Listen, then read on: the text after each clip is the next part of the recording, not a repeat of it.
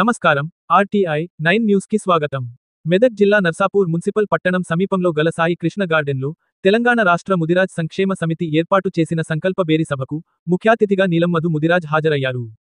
ఆయన మాట్లాడుతూ ముదిరాజ్ అభివృద్ధికి సాయి శక్తుల కృషి చేస్తానని, పార్టీలకు అతీతంగా అందరం కలిసికట్టుగా ఉండి బీసీ డి నుండి బీసీ ఏలో కలిసే వరకు పోరాటం చేద్దామని, కాంగ్రెస్ పార్టీ ముదిరాజ్ సంక్షేమం కోసం నిరంతరం కృషి చేస్తుందని, ముఖ్యమంత్రి రేవంత్ రెడ్డి సహాయంతో బీసీ డి నుండి బీసీ ఏలో మార్చేందుకు ముఖ్యమంత్రిని కలిసి మాట్లాడుతామని, కాంగ్రెస్ పార్టీ ముదిరాజ్ బిడ్డని మెదక్ పార్లమెంట్ నుండి ఎంపీకి పోటీ చేయడం కోసం అవకాశమిచ్చిందని, అందుకే ముదిరాజుల పట్ల కాంగ్రెస్ పార్టీకి చిత్తశుద్ధి ఉందన్నారు. కాబట్టి డి నుండి ఏలోకి మార్చే అవకాశం ఉందని, అందుకు తన వంతు కృషి చేస్తానని ఆయన అన్నారు.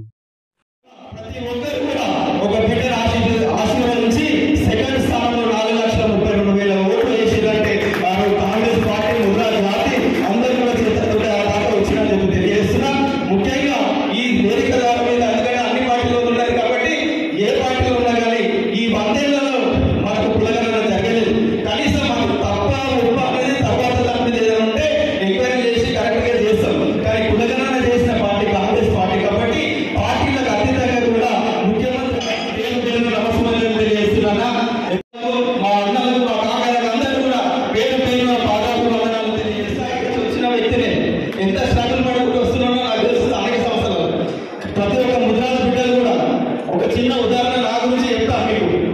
మా గ్రామంలో ముద్రాజులు ఒక్కరోజు కూడా ఊరు పుట్టించాలని ఒక రోజు సర్పంచ్ కాలేదు. సర్పంచ్ కాకపోతే మన ముద్రాజు ఒకసారి సర్పంచ్ కావాలని అడిగారు.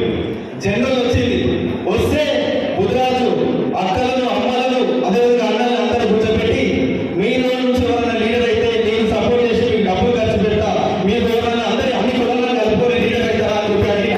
మాతో కాలేజీ నువ్వే ఉండు అని చెప్పి ముద్రాజు జాతి అక్కలు అమ్మలు అందరూ ఏకగ్రీవం చేయాలని నాకు ఇస్తే నేను